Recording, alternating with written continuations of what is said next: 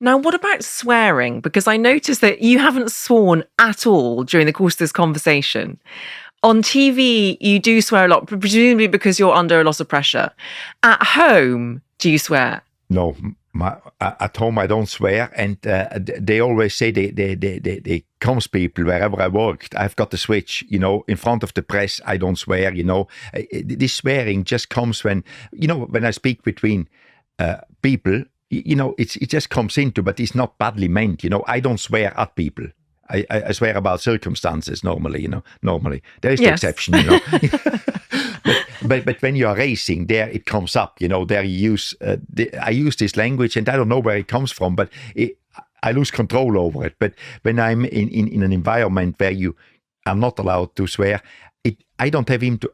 I just don't do it. It's like, as I said before, with the language, I think in English when I speak English, German when I speak German. When I speak somebody like you here, I don't have even to tone it. I don't even have to think. It's just not. It's not going to happen. You're fluent in non-swearing language. Yeah, exactly. Yes. I speak 4 languages. English, non-swearing English, German, and Italian. Do you swear in other languages? Yeah. What's your favourite language to swear in?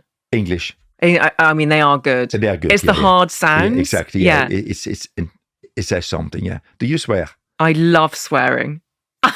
What does your husband say? He loves swearing. Okay. And actually, it's so interesting you said that, because one of the things we met on a dating app, we met on Hinge, and he said one of the first things that attracted him to me was the fact I swore in my profile.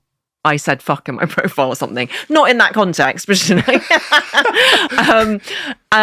and he liked that. Yeah. So it bonded us. So I can imagine when you have a fallout, the language used there, or you never fall out with your. We don't. We're good communicators. Okay. It's a second marriage. Swear at each other, yeah. We swear at the situation. We do a Guenther Steiner. We would swear at the situation, but not at each other. I think it's a second marriage, and we both learnt from the failure of the first. So actually, we're good at communicating. So it's generally okay. Anyway, generally okay. I love that we've spoken about swearing, and you still haven't sworn. I'm just so impressed. Okay. What final question on this failure? What advice would you give to anyone who is a parent who is potentially feeling that tension between work and family, and maybe feels, if they're honest with themselves, that they are working too hard and time is passing them by? What advice would you give? I think some people haven't got the choice. They need to do the work, but then try to integrate it. As I said, if I travel, I make the effort to take the family with me sometimes. I mean, Greta came with us to a few races, just to try to make up like this when you're around. Very, very difficult to do. Easy to say, very difficult to do. But it's one of these things. It's just like always be conscious about it. And if you're conscious about it, you will find the additional 5 minutes, 10 minutes to spend time together, but consciously, actively do something about it. Not just say, yeah, I'm not good enough at it, but it's okay. No, it's not okay. Thank you, Guenther. Your final failure is being too impatient and always in a hurry. And I think we've heard a sense of that, because it feels like you're in a hurry to leave your mark on the world in many ways, which I think is a great thing. I feel the same. That's a great thing if I leave a mark on the world. A legacy rather than a mark. Rather than a mark. When was the first time you remember being impatient? I think I always was. I think already as a kid, I was always impatient to get things done, to do the next thing. I have to very, very much consciously think to finish projects.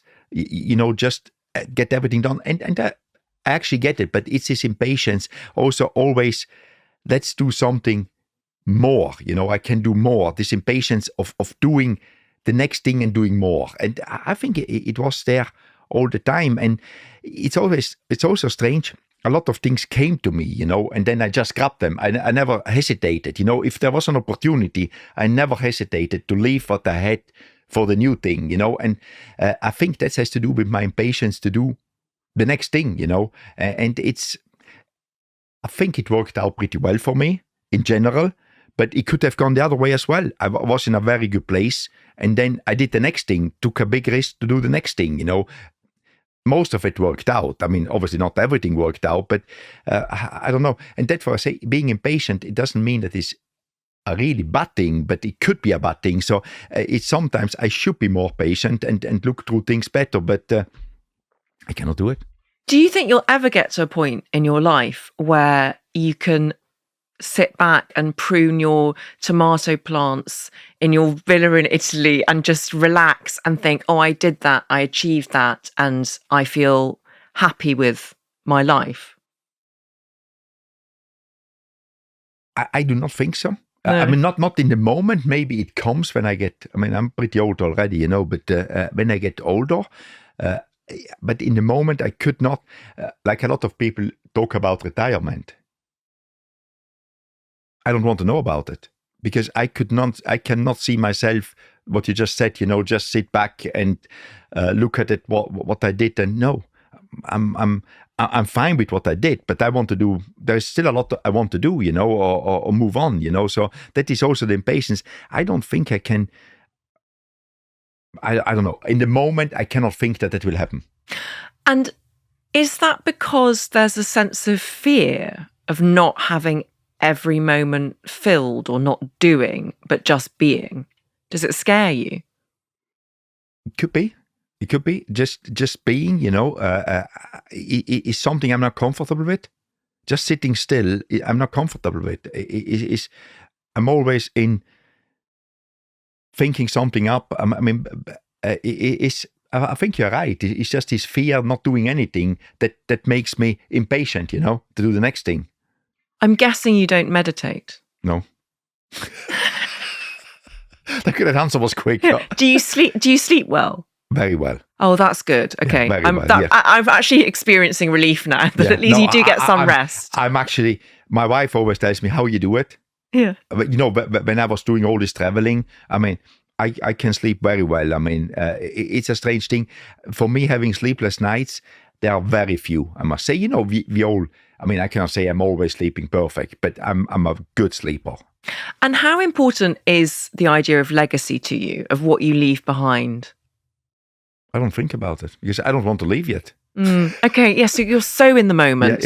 Yeah, exactly. Okay. Yeah, no, I'm not really thinking about that. No. How would you like people to think of you?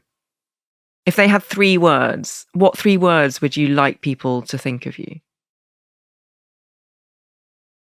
Can't come up with We can play Shag, Marry, Kill if you'd rather. I don't know what the people should think. A guy which did what he liked to do, I think you're kind. I try to be kind. I try to be, I'm very. I think of myself very normal. I don't want to be anything special or anything. I just want to enjoy what I'm doing. I want to have the people around me having a good time. I don't. I'm pretty calm and I respect people a lot. I try to respect everybody. People which respect me get my respect. I'm never.